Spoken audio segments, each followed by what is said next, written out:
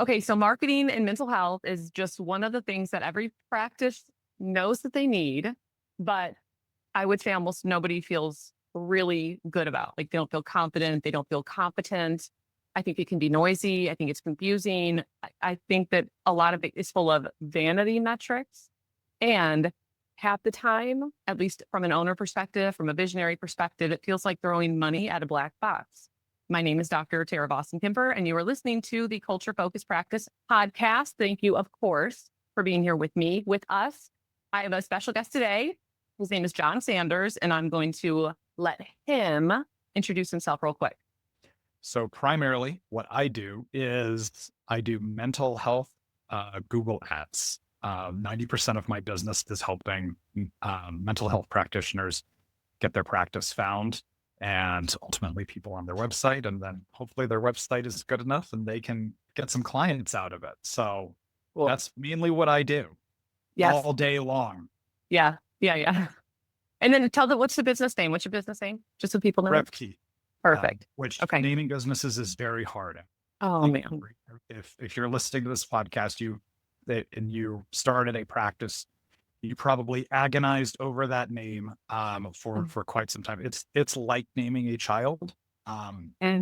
Really, it's really difficult to nail down. So, but yeah. I landed on RevKey. So I feel like it's actually harder than naming a child because for a child, like you're capturing the essence of how they feel. Like it's sort of like in your body, or once you have them, my friend didn't name her firstborn until they had the baby. And it was like, who is she? Who is this baby? But I think with like a business, I don't know if this is a visionary mindset thing, but it's like, I don't know what this is going to be. I don't know what it's going to look like in 10 years or 5 years or 6 months, So a name, like how do I capture what is right now and like what it might be?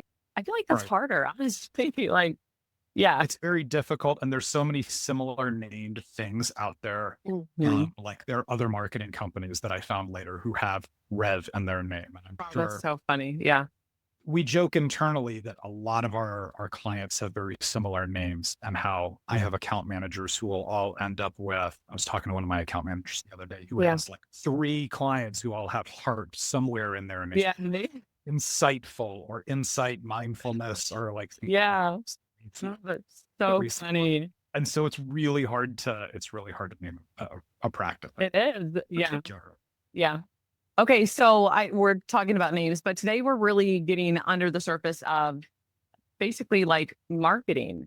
I don't want to I'm not interested in doing, how to run. And this is not like, I'm not adding you right now, but this isn't like a technical how to run a Google ads. It's not a 101 type episode, but we're going to talk about like the emotional and the strategic and even the ethical layers underneath the visibility that we need. So what does it mean to market from clarity instead of insecurity? Why does data actually matter? What does real client conversion look like when you are serving a vulnerable population? I mean, a variety of things. So the deep dive conversation flow, for anybody listening, you've heard of deep dive before. John, we've talked a little bit, so you probably have the sense. It's just a series of questions, whatever questions feel relevant, pertinent, etc. So are you ready? Yeah, let's go. Let's do it like we haven't already started. Yeah. Are you ready? Right. Let's go. Yeah. Okay. So real quick, I'm going to just reflect on what it feels like as a visionary, like what visibility feels like as a visionary. And then and then I want to segue over to you, and I sort of want the flip side of the coin. I think when I first started, marketing felt sleazy. There was something about like, ew, I don't want to, there's something about this.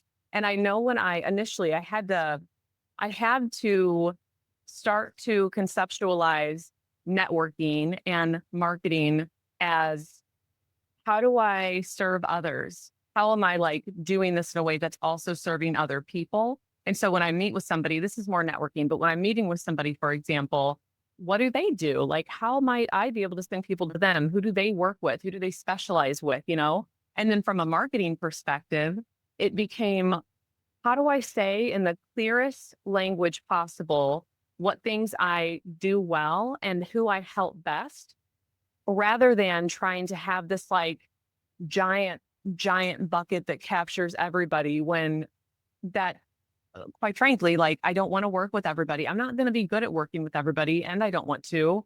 And it's like jack of all trades, master of none. Like, I'm saying a bunch of nothing, basically. Like, I'm saying a bunch of like I use a mindful based approach and I help all my clients, with insight. And it's sort of like, that doesn't tell me anything.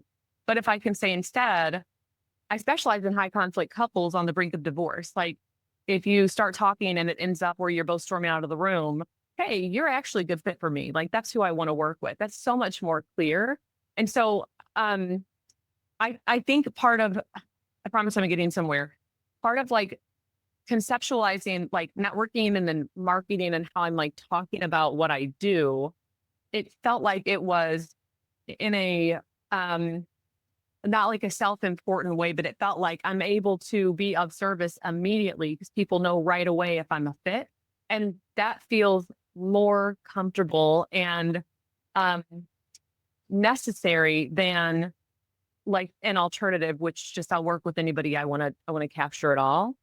So yeah, I think that's actually it. I think that there is like there historically anyway has been emotionality in marketing related to marketing. I will say the final piece that's like especially like earlier years.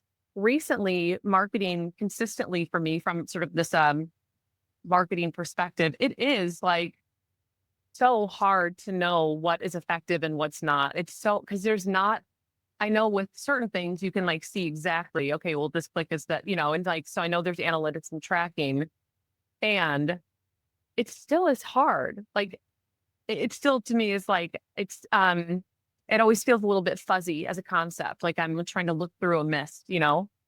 That's how it feels. So I think I'm done talking. What I want to know now from you, it'll be real abrupt. I'm really good at like segues and transitions. So you can't tell. I noticed. Yeah.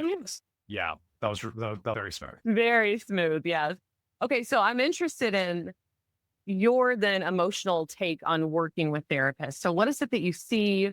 What surprises you about working with them? What are the fears that you notice consistently? Like sort of the themes that you notice. And I think like, I don't know, like your own sort of experience and working with people when you see a lot of similarity across them, assuming you see a lot of similarity across them.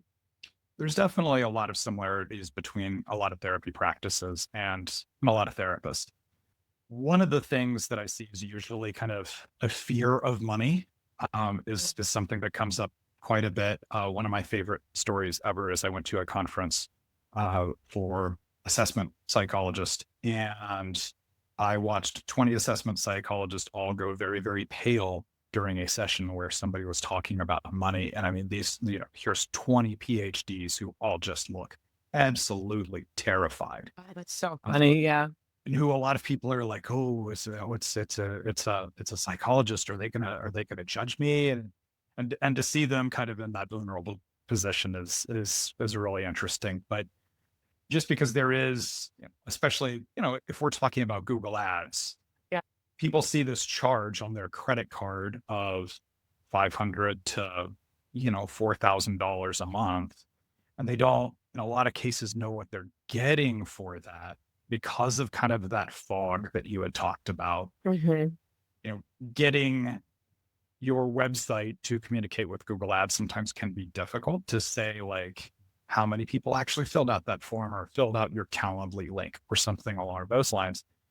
And then kind of the other thing you mentioned is kind of having the systems in place on the back end to like be able to see like which of those people actually turned into clients is also really hard. And so, I mean, I think these are a lot of the things that are really intimidating about kind of the marketing side. And I do want to say that the fear of marketing, I think is real in that people don't want to feel like they're selling like a $2,000 used car to somebody. But yeah, seriously, like a used car salesman. I think that's funny. But no, that's not what you're doing. Like you're actually looking to help people with their problems, not scam them into buying a car that's going to run for 2 months. Yeah. Yeah. Geez. I think that's something that everyone really should keep in mind. And so it doesn't feel like cheap and tawdry to go out and actually do to do this, this marketing side, and it's very much an absolute necessity. Yeah. Yeah. Um, you said something that, oh, I think you are hitting on some of the other piece that's probably like the mist and like what makes it hazy and confusing. I, I, I'm sort of like stuttering over my words because it like, I just feels, it feels big. This like takes up like big space in my body, like having gone through things like this. I know very little about technical things. From my perspective, I know very little. And I'm functionally able to do like I can get in and edit code if I need to. Like I'll figure it the fuck out. I got this. Like I'll go in on my back end stuff. I'll set up Google Analytics. I know how to do some of the CSS injections. Like I can do some of those things, but it's like very, very entry level. Like I know my mom will say growing up, like I know enough about cars to be dangerous because she'd heard my dad, he worked on cars all the time.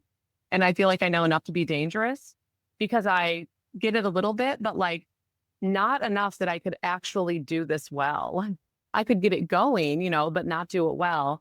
But I'm giving that context to say the people that I meet when I talk about things, it's like there's way less. And this is, again, this is not like shade, but I'm thinking like when I talk to people about stuff like this, if it comes up or when it comes up, there's like less knowledge and awareness. And I think I know for me, and for some people, there's more, of course, I think for me, I feel fuzzy with the technical stuff too. It's hard for me to trust something that I can't understand or see how it works. And I know that if I feel that way, I can imagine that people who know and understand less and like can do less from a technical perspective feel even less unsure. So it's like you're ending up putting your full faith in somebody who's not like embedded in your business, somebody who doesn't have the same sort of like liability or responsibility for your business as you do. And that to me is it's a huge ask. It's a huge ask. Yeah. Right.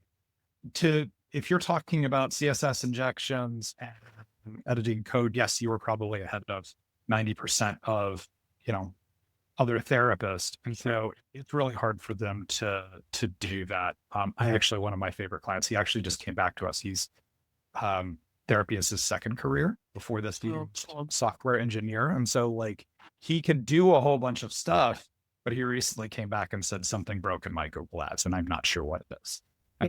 Okay, let's just go in and fix that. But yeah. I think for the average person, it's almost like much like you probably shouldn't be doing your own taxes because you probably don't know about taxes. You don't need to be your own lawyer. Funny. Yeah. Don't be your own lawyer. What there's a saying about lawyers who who are their own clients. Like that's not a good idea. Yeah, that's so funny. And then to bring don't be your own therapist either. Sorry, go ahead. Oh, don't be your own therapist. Don't be your own therapist. There are people out there who specialize in therapy for therapists. Okay. But then also like on your website side is, that's a mistake that I think a lot of people make too, is like, we feel like it's this rite of passage and I did it. You go out and you make your first website and you make it in Squarespace and you make it as well as you can. And ultimately that's a place that you should be investing because honestly, anything I do on the Google ad side, if the website is not good, they're not going to go anywhere. And so in a lot of cases, like people will come to me and like, I want to run Google ads. And they've got like their basic Wix website and it's got the dreaded service page that says, I do couples therapy and anxiety and depression and trauma and EMDR. Like that's not going to work. Yeah. I mean, at the very least, you have to kind of like put up those like different service pages. Yeah. To kind of get back to the main point is, Google makes it really easy for you to lose money in Google ads. If you take like all of their recommendations, you're going to end up serving ads in a bunch of places that are not super effective because their goal is always going to be one, for them to maximize their revenue. And then their second goal, way down, is for you to be successful. So, you much like getting an accountant who knows how to deal with taxes, like having somebody who actually like knows all of those tricks within Google ads is really an important thing.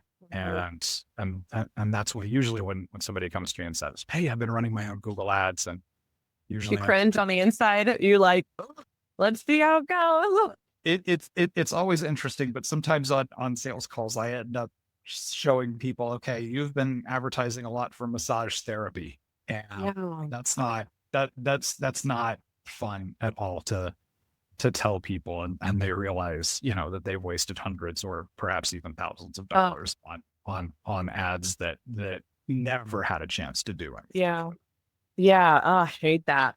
Yeah. I think I always think about this too, that if you have like if I send an invitation to somebody and they RSVP and they show up and the party sucks and there's no food and there's no music and there's nothing to do and there's no people, like they're going to leave. Or if they show up and it's a kid's party and they thought it was like a costume party or for adults, what the hell? Like they're going to leave. Or, I think about I think about this with my employees too, but like in how, related to how they interact with the business and what we ask of them and what they do and how we introduce things and how we talk about us and all of that.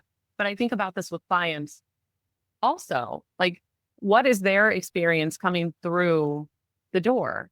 Like from the first point that they start to meet us and form a relationship is our website. It's not they call us and they talk to my, client care coordinator who is incredible.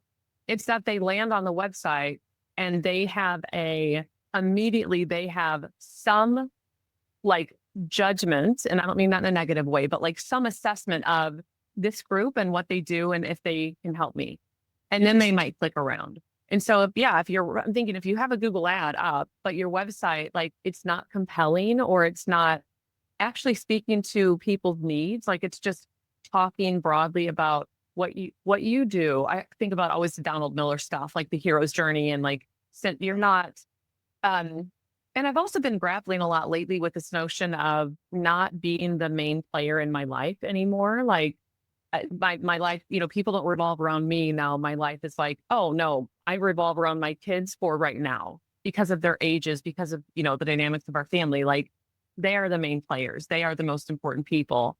And like, I need to center them in my orbit. And then as they age, like it shifts a little, of course, but like this main player energy and like centering us instead of like centering a client. Or so I'm just thinking about that also, as you're saying, like, yeah, if the website is just very generic or general, it's not going to keep people. And that has nothing to do with the ads that are being done. That has everything to do with there's no soft place for them to land. They don't know what the fuck you do. They don't know how you can help them. So why are they going to stay here and trust you with a big decision? I think a big decision, which is, do I go to these people for therapy or not?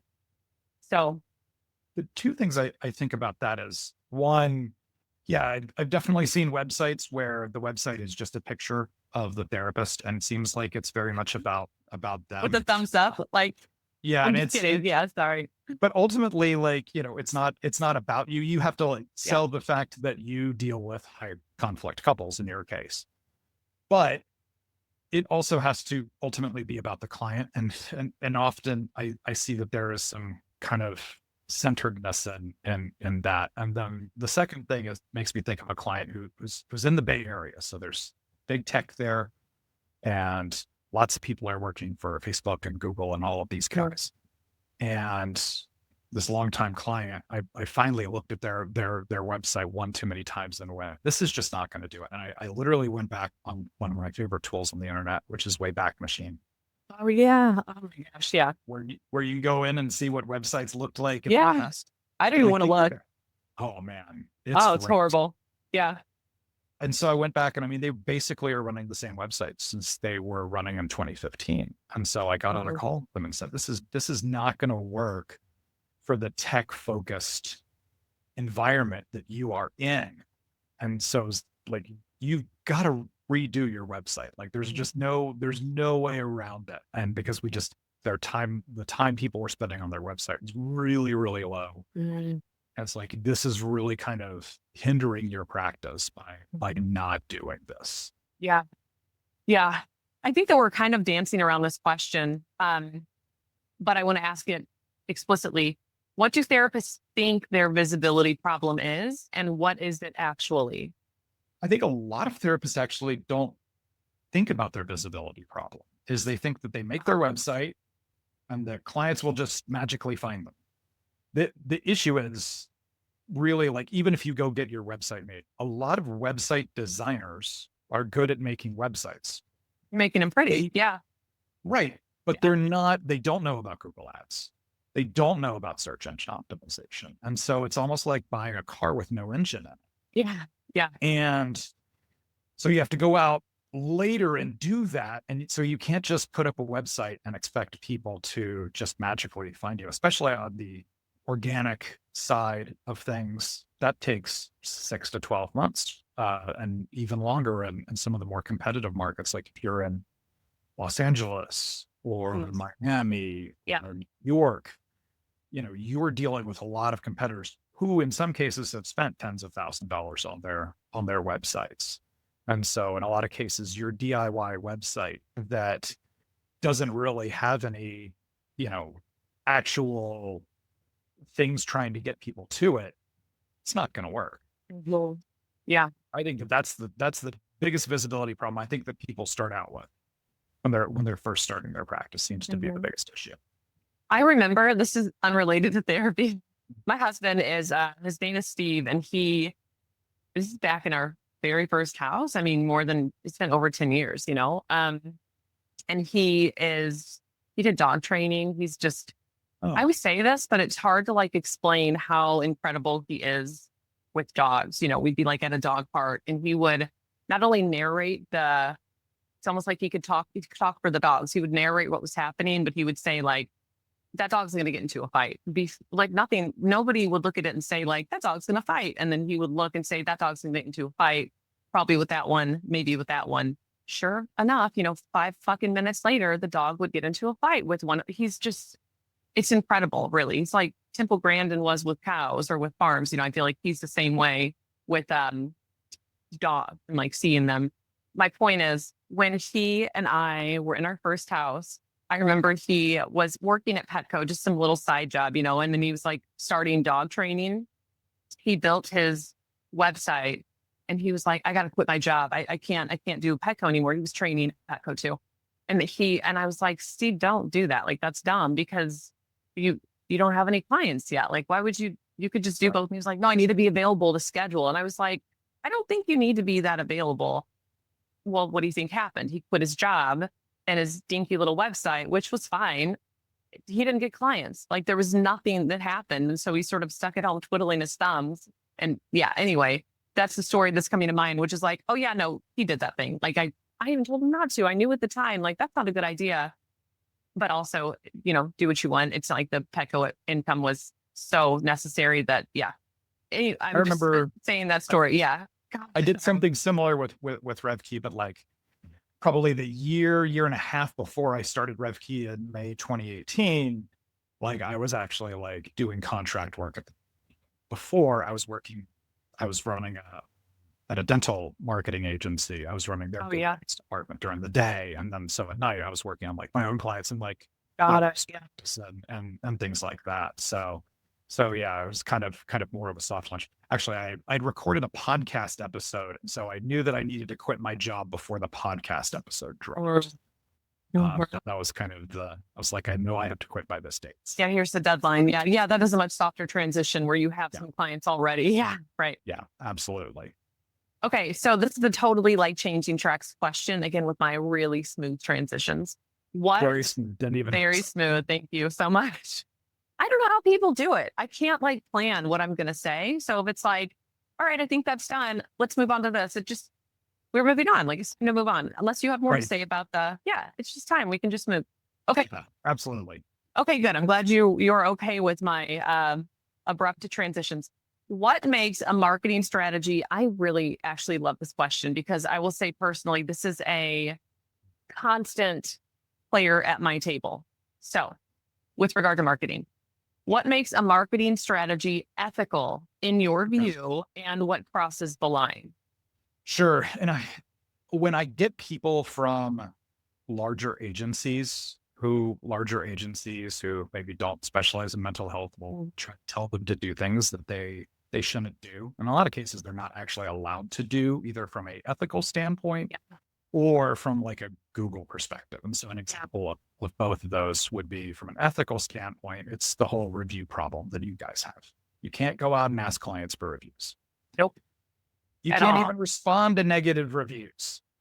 And a lot of those larger agencies will be like, yeah, get on there. And usually the therapist knows better and is like, I cannot acknowledge that this person was a client, even if they came on my Google ads and yelled at me. So that's, you know, kind of the ethical side. And then on the Google ads side is, oh, well, when people come to your website, you should start showing them ads after they leave your website, like your car salesperson or you're selling shoes. Google doesn't actually really allow you to do that. You might be able to get away with it for a while, but you're not supposed to. And I did not know that. yeah, absolutely. Whoa, I did not know that. Okay, interesting. Yeah. Yeah. If you try, like, you might be able to get away with it with Google for a while, but they will eventually figure out that you're a HIPAA sensitive business, and they will eventually stomp it out. That is super interesting. They'll the IRS, they will track you down. Yeah. You can run, but you can't hide. That's And then I think super the last interesting. thing is, like, you know, we don't want to be promising in our ads that, you know, cure anxiety today or something like that. Fortunately, in Google ads, you cannot actually put everything in all caps. I was thinking about that this morning as I was scrolling through YouTube and how, like, everything in YouTube is now such and such destroys in all capital. Oh, that drives me crazy. Yeah. I lose respect for people who do that. But fortunately, Google ads doesn't actually let you yell at people like that. Yellish. That's actually what you're doing. But if you could, I know that there are a lot of marketing agencies who would be like, do you have anxiety? All capital letters. Like, no, let's not do that. Yeah. Yeah. I didn't even think about that. I think for me, no, there is something about, this is years ago. I think I actually I've worked on and off with like marketing agencies throughout the years. And there was definitely a lot of back and forth about like the language being used and like the way in which it's being used. And it does feel like there's such a fine balance between how do you, I don't even want to say like instill a sense of urgency. Like, I think if I was trying to sell widgets, I would want like sale right now, buy today, it's going to be gone. Like, I need that sense of urgency. Right. But I'm not trying to sell a widget. Like, right. I'm trying to make sure people know that there's space here for them to step into when they're ready. And it's a relationship. Like, I'm not trying to like chase you down and force you into a relationship with me, you know? And so I think it does feel like though there's a fine line between how do I say what I do, show that I'm effective, make sure people know how to find me, say it better than other people around me, like be more clear with language or more like compelling to the people who I work best with specifically, you know? And so it feels like you can just keep like burrowing down further and further to get to like the right answer. But it's hard to do. And I also think that, I don't know this, but my best guess, or maybe my gut feeling thought is that most people stepping in don't have any idea that there's like multiple layers of things that they need to go through to get to like the right language for the one ad that they're going to go live with, or, you know, maybe two or three. And so I don't know if that is accurate or not. I think it was more accurate maybe 5 years ago, because now what we're doing in Google and they're really kind of pushing towards is where instead of me giving them headline 1, 2, and 3, serve this order, have like your perfect setup, is now a lot of the ad types, we're giving them 15 headlines and it's using its AI to mix and match those. Interesting. Oh, sometimes can end up with some really odd results, especially because, you know, kind of the assignment that Google gives you is says, you need to give us at least 10 headlines. Otherwise we're going to, you know, say that you're not doing, you know, that this is a low ad or something like that. And so then having to say those 3 things and having 4 different ways to say all of that definitely can be a challenge. But also, like, you know, we want to go back to the website and like kind of mirror some of the language that you use And so like, if you're a really evidence-based practice, we don't want to use like some softer language, and then like kind of vice versa as well. Like if you're more talk therapy, we don't want to talk about it, instant results. Yeah. Yeah. Yeah. Okay. So another smooth transition. I should call myself the smooth operator, really. Smooth operator. Smooth operator. That sounds like a good Think name of for a that. podcast. What emotional stories do therapists carry about money, visibility, or taking up space? No, I don't know if I want to ask this question, actually. There's two that I'm going back and forth on. One is, what emotional stories do therapists carry about money, visibility, or taking up space that sabotage their marketing? I do want to ask that question. I lied. Okay. So what emotional stories do therapists carry about money, visibility, or taking up space that sabotage their marketing? I like this question a lot. Yeah, I think it's fear. And it makes me think of this one particular client who I really, really like in Florida, who is absolutely never wants to meet with us because she doesn't want to think about this stuff. She doesn't want to think about the money that she's spending, and like the marketing stuff is scary, and much like the same way that like taxes might be scary to somebody. And so she like, will occasionally send us an email, and I think that there is like, it's kind of scary to deal with that business side, especially when you don't have a whole lot of business education, because I famously say you guys, do not get 6 business classes while you're trying to figure out how to be a psychologist in school. So that part is very scary. And I think that there's also kind of there is that hesitation to invest in this business and think that, goes back to, you can put up a Wix website by yourself. Yeah, you can, but it's not really what you should do. What you should do is you should spend the $5,000 to go ahead and get the right website out the first time, so you can get those clients, and so you can begin growing your business. And, that $5,000 investment, oh, that's a lot of money. Yeah. Yeah. However, it will pay for itself very, very quickly if you are running Google ads to it and you're doing all those search engine optimization things. And like, you will get a whole bunch of clients off of that really fast, and pay that $5,000 off quickly. Yeah. Yeah. So let me I want to make sure I'm getting this too. Part of the sabotaging their own stuff is fear about, spending the money, honestly, like fear about investing in this. And maybe like functionally, like not actually having the money, not having enough space on a credit card even to charge for this, or whatever, but let's say that that's not the case. Let's take out like possibility and say, no, it's possible to do, but it's not prioritized. And so, oh yeah, is this helpful? Is this actually something I need to do? I can do my own website, so why wouldn't I? I can do my own ads, so why wouldn't I? Without realizing how little you probably know about any of this stuff. And then, I think about the literal years I think I spent, like, I did our website. I'm the one that like created this thing, and like, I am the one that did it. And so that's why I know some of the stuff that I know, is because I spent hours trying to figure out what little I do know about like the technical side of things, hours and hours and hours over years. That was like hard earned, because it had to be hard earned, because that was my only option in my mind. Like, I had to do this thing. And so it wasn't even in my frame of reference that I would need to, like, work hard, like outsource the website to somebody else to build.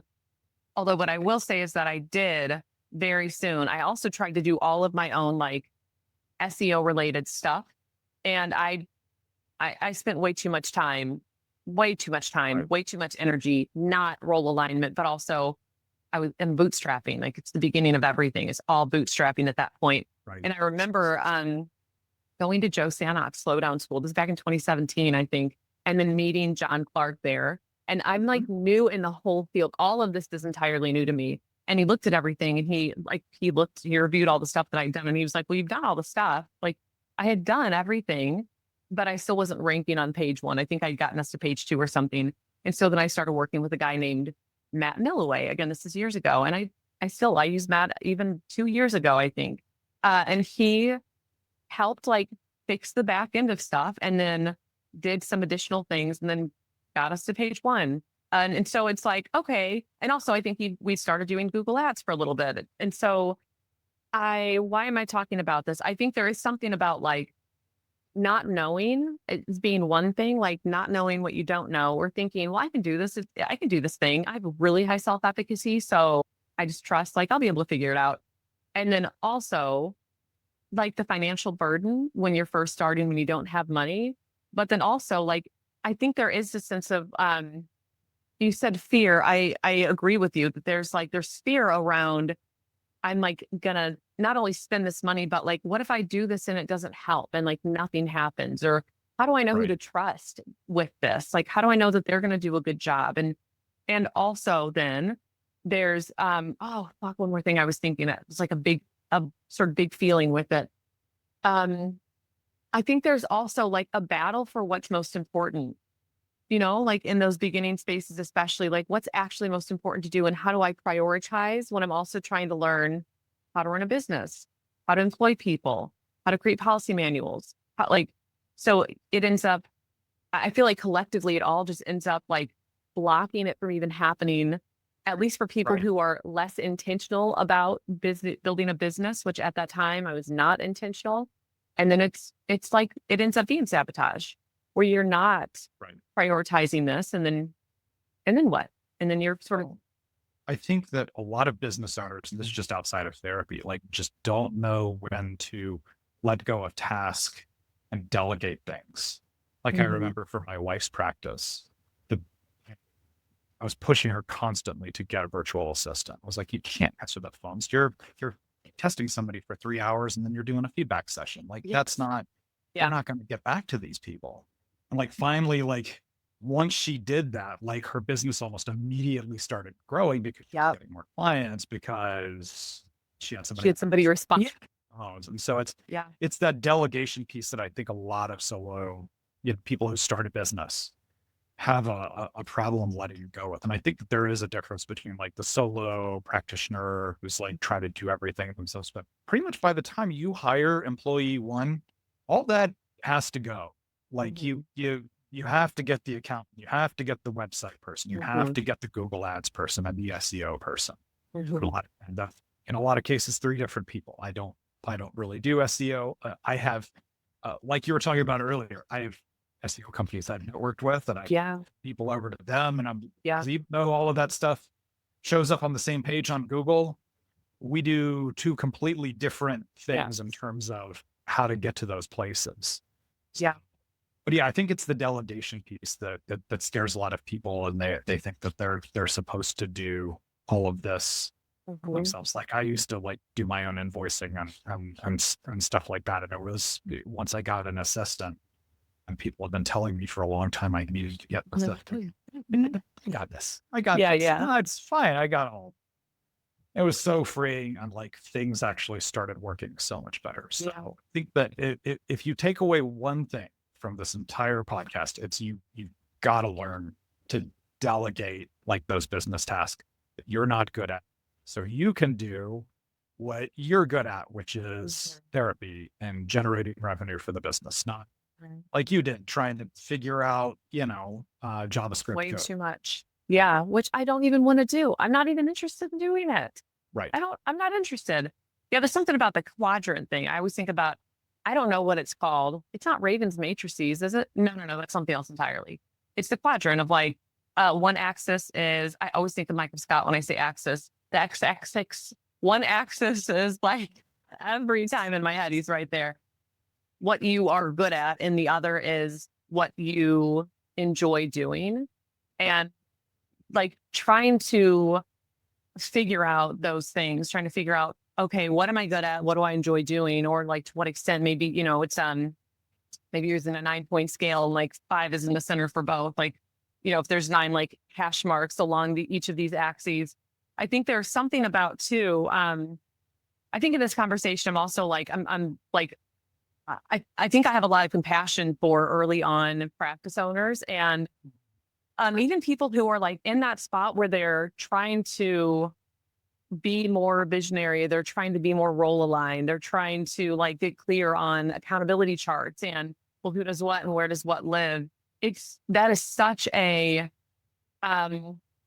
difficult thing to do. It's such a hard thing to do. And this idea of like, when you're in the thick of doing something, it's hard to see how you are probably not as good, even at your best, as somebody who's very good. You're never going to be at the level that they're at. Right.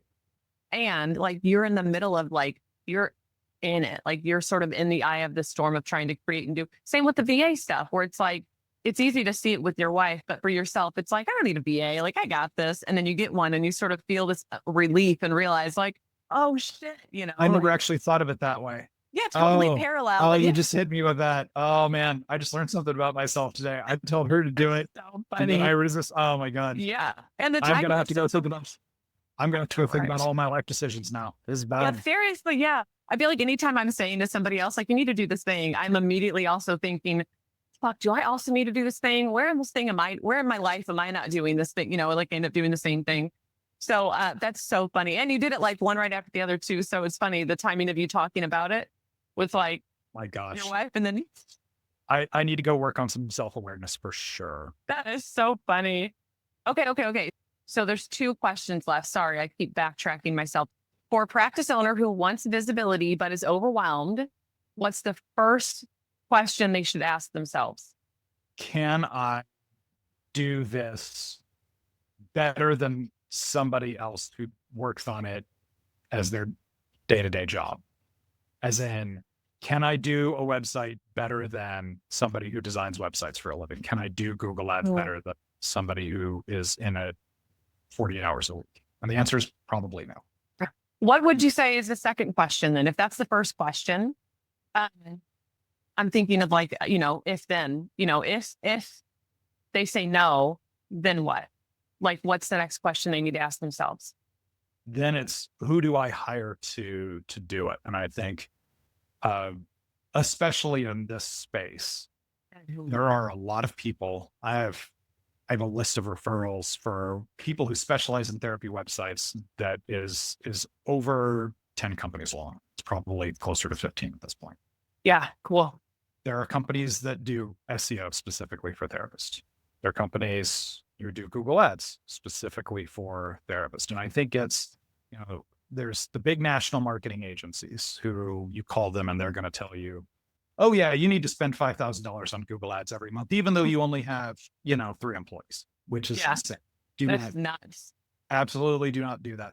Well, because what they want to do is that agency they always want to tell you to spend more money because they're going to get paid a percentage based on how much you spend, which is a horrible way to charge customers. And it is gross. And if you hear anyone tell you about that, run screaming. That is really fucking gross. I agree. Yeah. It's bad. So, and then there's also kind of the local agency who they're going to do, they've done garage door companies and, roofers and things like that, but they don't have, and neither of those actually has the expertise that you need of somebody who spends most of their time actually running Google Ads for therapists, because it's such a unique space. And there are like regulatory things that you're like not allowed to say.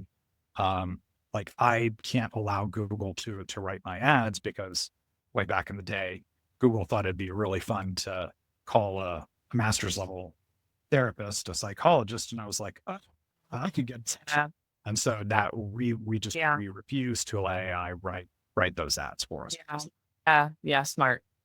Yeah. There was, I think one of the things, this is a little bit of a segue actually into the last question. I lied. There's actually 2 more questions I want to ask. What is like the thing that's like sticking with each of us from this conversation? And what I'll say, what keeps coming up for me is it's like the more you know, the less you know. Like the more you know, the more you realize you don't know shit. And I think I always have this thought, like with marketing, it seems like marketing, like it's one little pretty package thing. And the minute you step into that door, it's like in Harry Potter. And what book is it? The 5th book, where they go into that room and it's circular and all the walls spin around them. And then there's all of these doors and you have to like walk through. It's when they're in the Ministry of Magic. I forget. Right. That is book 5. Yes. Book 5. Oh, well done. Oh, thank you. Yeah. That's marketing. That's stepping into marketing. And if you haven't read Harry Potter, A, you must live under a rock. B, you need to read it. It's an incredible series still. Also, so is Legendborn, the Legendborn series by Tracy Dion. I could talk all fucking day about Legendborn and my adoration of it. It is so GD good. Okay, that aside. I don't know that one, and I have a bunch of Dungeons and Dragons books. No. It's like Arthurian legend. I love King Arthur, but it's a young Black female as the protagonist. And it's like grief and identity and like race and King Arthur all rolled up into one, and like lineage and ancestry, and it's so good. It's so good. It was supposed to be a 3-book series, but it was so incredible that she couldn't wrap it up by book 3. So there's a 4th book coming out, and I think it'll close out the entire series. I like it better than Harry Potter, honestly. I have to go look this up. It's so freaking good. Okay. So what's my point? Oh, stepping into marketing is that like 5th book scene where you step into this room and then it's circular and there's a bunch of doors. And the minute you close the door behind you, everything just spins and you have no idea what door you've been through and no idea what door you need to go to. It's so much more complex once you walk in that the notion, I don't know this actually, but my guess is at least for some of the listeners, the idea that you have distinct people and distinct businesses for certain aspects of marketing might be new. Like the idea that there's somebody doing your website isn't going to know how to rank it. They're going to know how to make it look really good. They might know how to do copy really well. That's not the same thing as ranking on Google, which is where one of the ways people find you. So then there's graphic design related, like aesthetic stuff. There's brand voice and copy and visuals and having like a brand guide, so to speak. There's SEO and like consistency with it. It's not one and done. I think much like a business, I think a website is alive. It's a living, breathing, it's a thing. It has to be tended to and nourished and, and now we have also ads, and somebody who's good at Google ads isn't necessarily going to be good at SEO and isn't necessarily going to be good at website copy and isn't necessarily going to be good at website design. And so you have and there's probably fucking more. That's not even it. Like, this is just some of the things that you can do related to marketing. There's also social media, which that's a whole conversation that we're not going to get into. And that isn't relevant right now. But that for me is like, just continues to be loud. Like, oh, fuck. Oh yeah. There's so many different things that are relevant for marketing that I think people lump together that are entirely different professions, like literal professions. Absolutely. Well, this is the problem, especially with a lot of larger agencies who, like, they'll do your website and they'll do your ads and they'll do your SEO and they'll do your social media and they'll do all of these things. The thing is, they typically start off with one thing that they're really good at and they'll continue to be good at. And then they start bolting all of these other pieces on that they are kind mediocre at. Or in some of the cases, they're going to be pretty bad at. It's kind of like how like Facebook used to just be Facebook. And now you go in and Facebook has got all of these little tabs on the side. There's a bunch of stuff that you don't, they just keep bolting new things into the platform. Marketing agencies do. And like when I left like the big marketing agency, I was like, I don't want to do that. Like people are like, oh, John, you should get into websites. I'm like, no, I don't want to get into websites.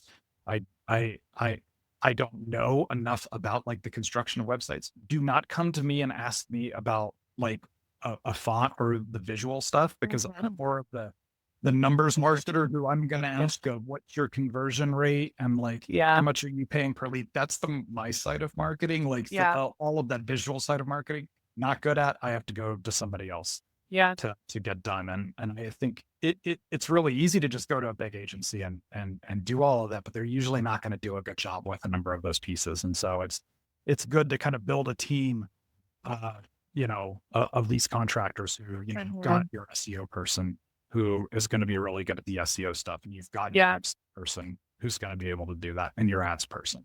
Yeah.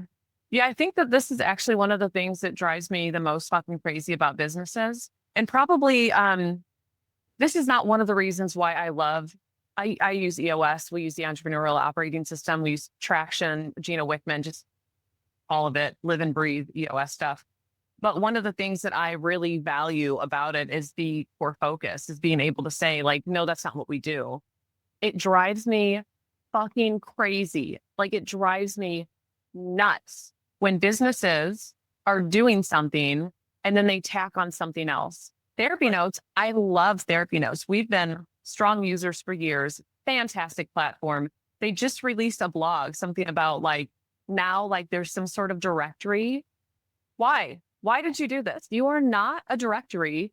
Don't even do it. All you need to do is focus on being an incredible EHR, because that's Right. what you do and that's what you do well. And that's where, like, we're here for the EHR. You don't need to be all in one. You're only diluting your energy now is being spread elsewhere, and it shouldn't be. And you're diluting your product. I fucking hate when companies do that. I hate it. Hate it, hate it, hate it. If you It wanted to makes set up a me, separate yeah, company, cool. Start it right. separately. It's not part of what you're doing. I'm so sorry. Go ahead. It's a little It makes me soapbox. think about a book that is on my reading list. I just saw an interview with a guy named Cory Doctorow was talking about the enshittification of the internet and kind of like how, yeah, it's literally called the enshittification of the Oh, internet. that's And funny. like, Okay. and how like Facebook and Google and Amazon and all of these guys have like, they keep like, they start off with a good product and then over time they mess it up because of, they're putting ads in bad places, which is really funny for a guy who does ads to say. Like it's completely true, and they completely mess up the user experience over time by trying to get into all of these little side businesses that they really don't have any Sugar. business doing. It's like What? I would like to, everyone's like, John, you should do like a course. John, you should do a course. You should do a course on Google Ads. I'm like, and I talked to a guy who did one on Google Analytics. And he said, this is all I do. I'm constantly re-recording videos. Like I don't have time in my day to do consulting on Google Analytics because I'm always Recording. having to curate this product. I mean, that would be like my entire job. And I have a marketing agency over here to run. So I've kind of resisted the idea of putting together the course just because of that. And Mhm. I don't want to draw my focus off of the Yeah. core mission, which is to help therapists like grow their practice. Yep. Yep. Man. Yes. What is that? That's Patrick Lencioni book, I think. Like, of course, it's, in Traction that where Gino Wickman is talking about core focus and everything. And I think that's very clear. But I feel like there's also a Patrick Lencioni book where he gets into this. Oh, no, it's, oh gosh, the five executive, I don't think I know this one actually. the five, it's something about like, there's two companies that are similar and they're like, one is really vying for business and the other, they're like comparable. It looks like on the outside, but then on the inside, one runs his company with like four or 3 to 5 principles or something, and they're like real clear. And this other guy, it's like a kind of, in his mind, it's a competition, and he comes over and he's asking questions. And anyway, the guy who is not in competition and doing well is like saying no to working with people. And this guy who's in the competition, and in his mind it's competition, is like, how are they saying no? Like, how, we're trying to beat them. And one of the employees is like, there's no, they turn down people.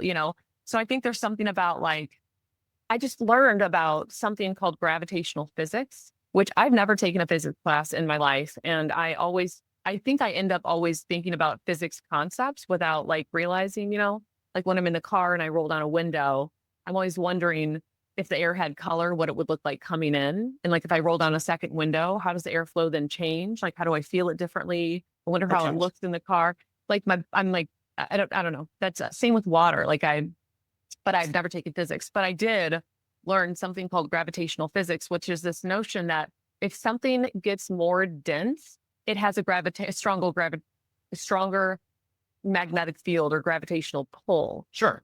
I think about that with business, which is like, you don't need to do more. You need to do better at what you do. Like, get better and densify this thing.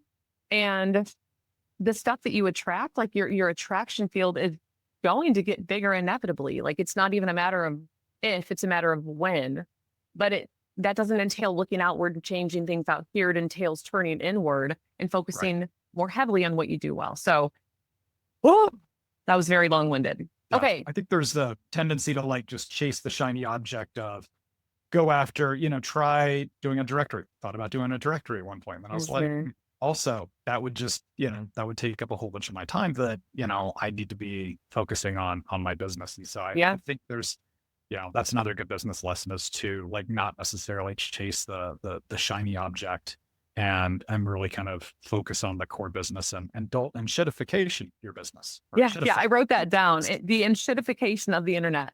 Yes. Okay, who's the author? You said Cory Doctorow. Okay, cool. Okay, so given time, because I actually have to scoot, and again, I'm a little pissed at myself for only scheduling us for a certain amount of time, because I think this is a lesson for next time. Don't do that. Like, make it a little more open on the back end. A, I'm never on time. B, I like talking shop. So when people come on and we're having these conversations, I could just keep going. Well, so we back on sometime and we can continue.